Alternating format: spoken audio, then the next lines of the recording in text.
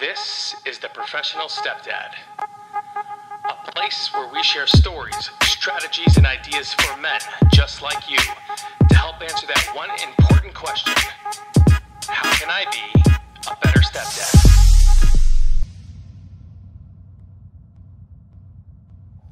Okay, welcome back to the Professional Stepdad Podcast. I'm your host, Franco Zavala. This is episode 20. Thanks for joining me. We're going to jump right into it. Crazy week. I know it's probably been crazy in your world. It's definitely been interesting in mine. A lot of questions, a lot of answers, a lot of conversations that I've gotten into with my children. It's been really eye-opening. It's been eye-opening as a dad to be able to ask my kids questions, but then allow them to answer, so I can kind of get a gauge on where we are, not only as a family, but where they are as far as their thinking goes and how they perceive the world that we live in today. So if you have not done this, I highly suggest that you sit everybody at the kitchen table and you just ask them their opinions, ask them their perception on the world and what's going on and what they think about it. But more important, listen to their answers. And here's a very important thing for me. Listen to their answers, because you will never know how they think, specifically when it comes to racism or hatred or poverty or white privilege or Black Lives Matter, or you name it, right? So take this opportunity to sit your children down at the kitchen table, ask them questions, but it's very important as parents that you just shut up and you listen to what they say, because it'll help you gauge on where you are as a parent when it comes to your education in the world to your children. For me, being Mexican American and my kids being Caucasian, and the way I've kind of done things over the last 10 years, I really thought that my children had a way of looking at this world because of how I teach them. And then I learned very quickly that there were definitely some questions that they had.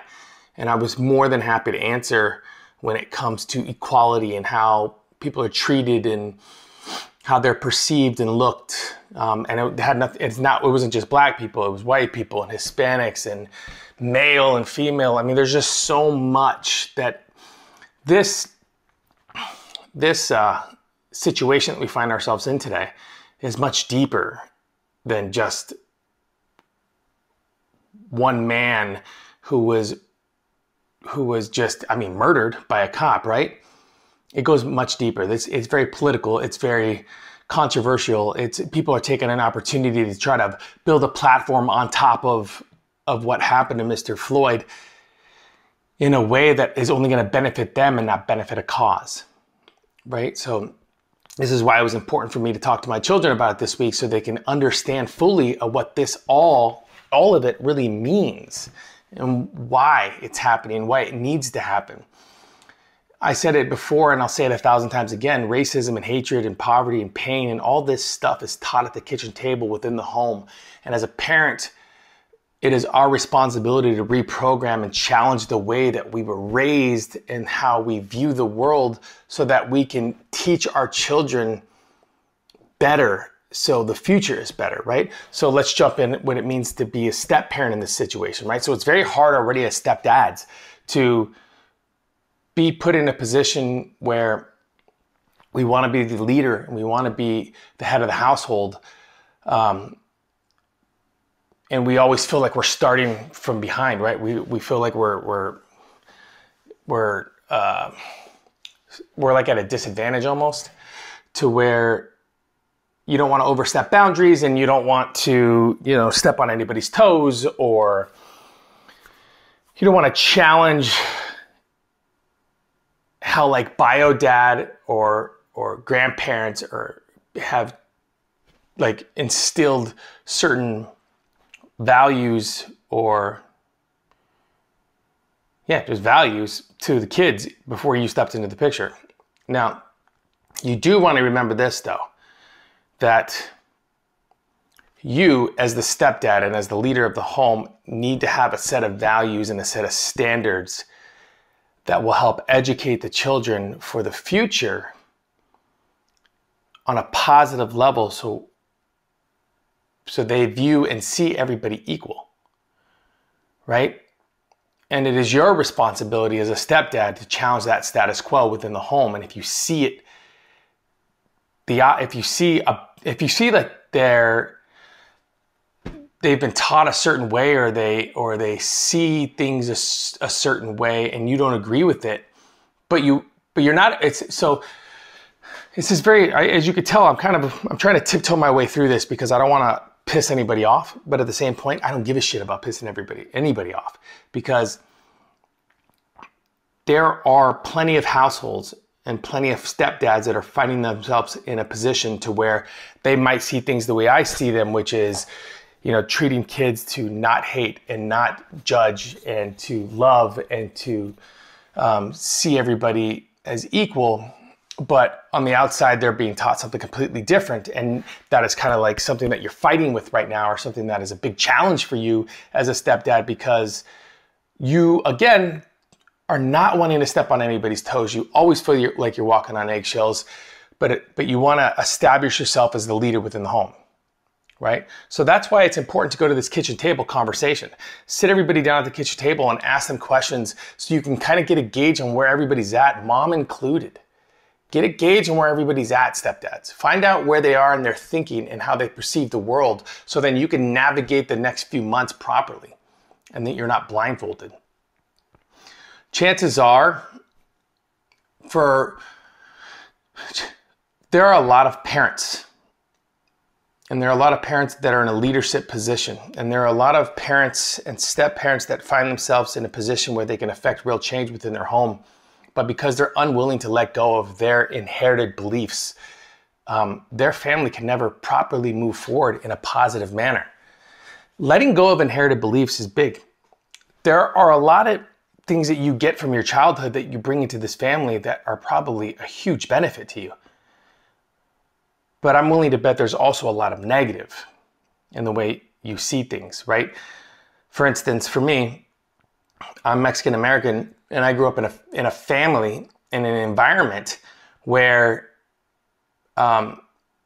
black men were not spoken.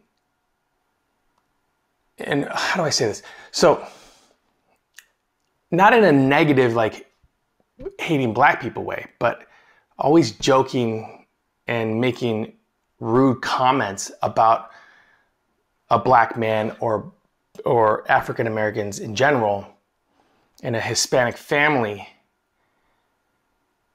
I could have easily been taught to judge African American men and women negatively.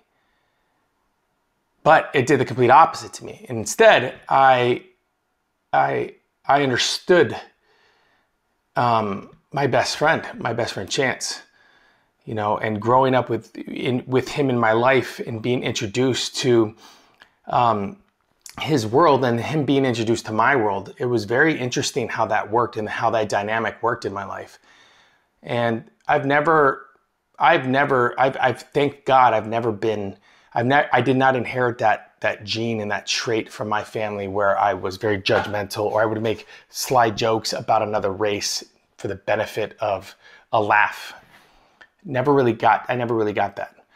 And I was also in a position being a Mexican American going to an all-white school and constantly being ridiculed and laughed at and made jokes of go mow my lawn, go back to your country, go back to Mexico, are you illegal, do you have a green card? Like all these little things that people thought were jokes and that I laughed off affected me in a way where it was very interesting. And here's the crazy thing. I'm Mexican American, and I went to an all-white school, but then my senior year, I went to an all-Mexican school, right near the border of Mexico in Bisbee, Arizona, and I was still looked at like the outsider. It was interesting because I don't speak Spanish. And because I'm a Mexican American that didn't speak Spanish, I got lofted into this new category that I had never even heard of before. And again, this is stuff that I don't blame anybody that's ever treated me wrong. I don't blame my perception growing up on cops and being scared literally every time they come behind you or pull up to the side of you. I don't blame the people that trained me or told me about all this because they were taught it, right? I mean, it's hard. It's very hard to blame a racist or blame somebody that hates because, let me rephrase this. It's really easy to blame them. And it's really hard to look at them and forgive them because it's not their fault. They inherited it. This is how they were brought up. And when you can look at it like that, and you can look at another human being and understand that that's how they were brought up, they're a product of their environment, and they're a product of how they were, the habits and the traits that were put inside of them, and these values. If you can look at them and immediately forgive them, then you won't take everything so personal, and then you can have real dialogue on how to move forward. And I think that's where this country is today. This country is in a position today, and it's in a very amazing position today where we can forgive and understand that the only way to move forward, we can march, we can protest, we can blame the politicians, we can look at each other and point fingers.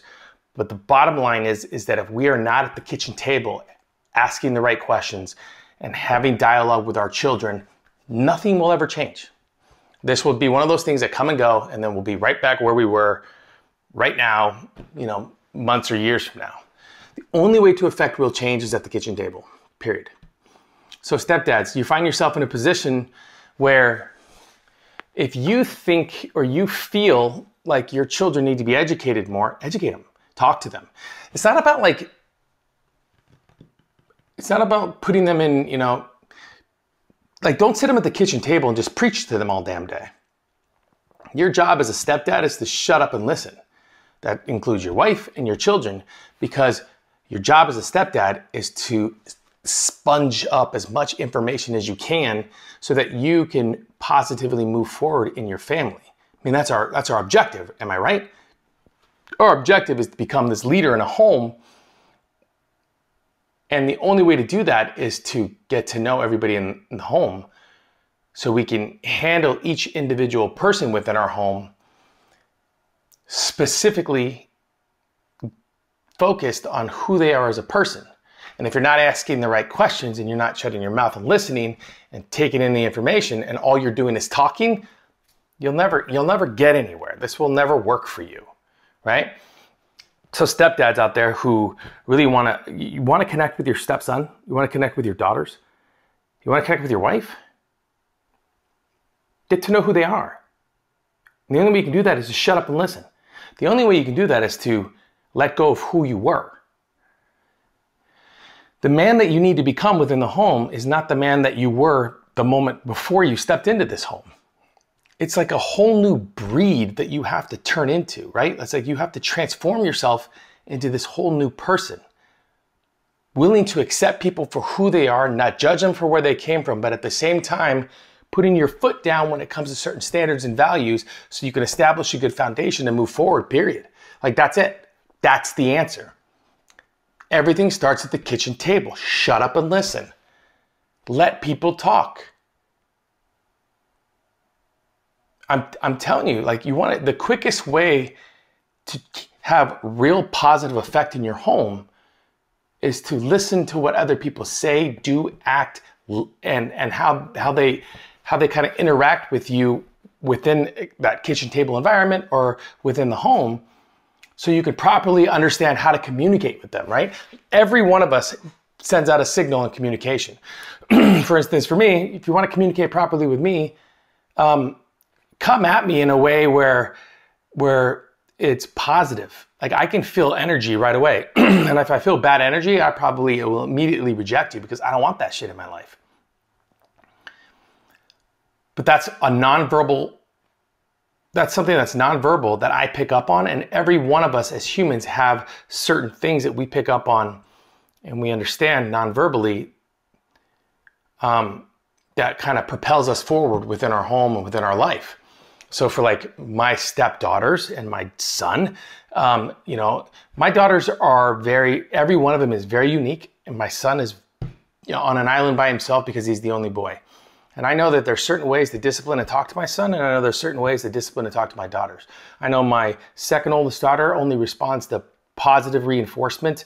And if I want her to get things done and I want her to do the things that I need her to do within the home, whether it's chores or homework or just simply doing the right thing, I know that in order for me to get it done properly, there's a certain level of communication that I have with her based off of the information that I've gathered over the years that I use that I would not use with, like, let's say my oldest daughter, Brinley, or my youngest daughter, Afton, right? Or my middle daughter, Clara. So everybody has their own way of communication. But if you're not listening and all you're doing is talking and you're not taking in the information, stepdad, you will never properly get to a point in your position as a dad within the home where you can be the leader, because nobody will feel like they're comfortable to talk to you or they want to listen to you. You ever been in this position, stepdad? You say something to your stepkids and they go like this to the mom? Kind of like getting that, well, he said it, but only if you say it, I'll do it. Bullshit. If you find yourself in that position, it's because your stepkid does not respect you as an authority figure within the home because you haven't earned it yet. This takes time, energy, and effort to earn, and it all starts with communication and listening, period. That's it. So this is going to be this is a quick show today, but this is going to be one of those weeks next week and the next few days. Sit your family down at the kitchen table, have the conversation about what's going on in the world, about how they perceive and see the world. And dad, whether you want to take an actual piece of paper and pen to the table or not, your job is to just ask questions and listen to everybody talk. Don't jump in, don't judge, don't try to defend, just listen. Let everybody speak. Let them see that you are willing to listen to them and hear their voice. And that's where we are as a country. This is not just a movement about black men and women in this country.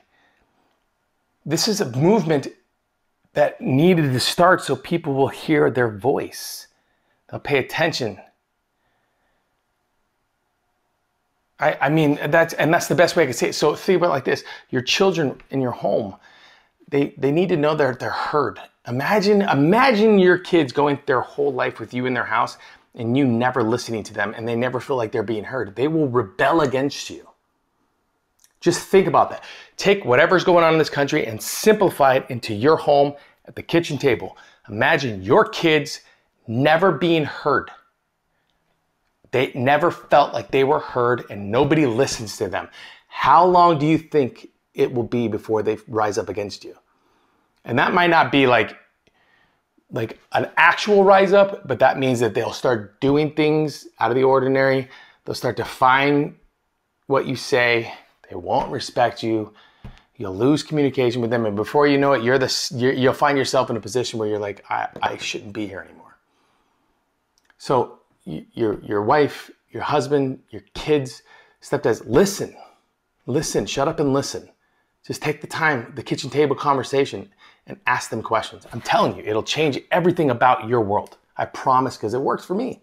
All I'm doing is regurgitating everything I just did.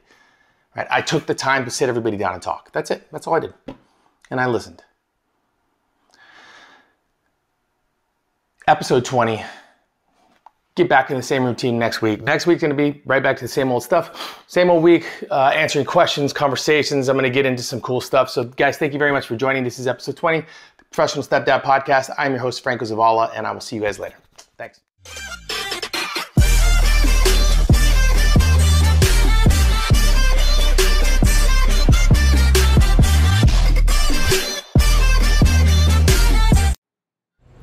Quiet on the set, please. Thank you, everybody.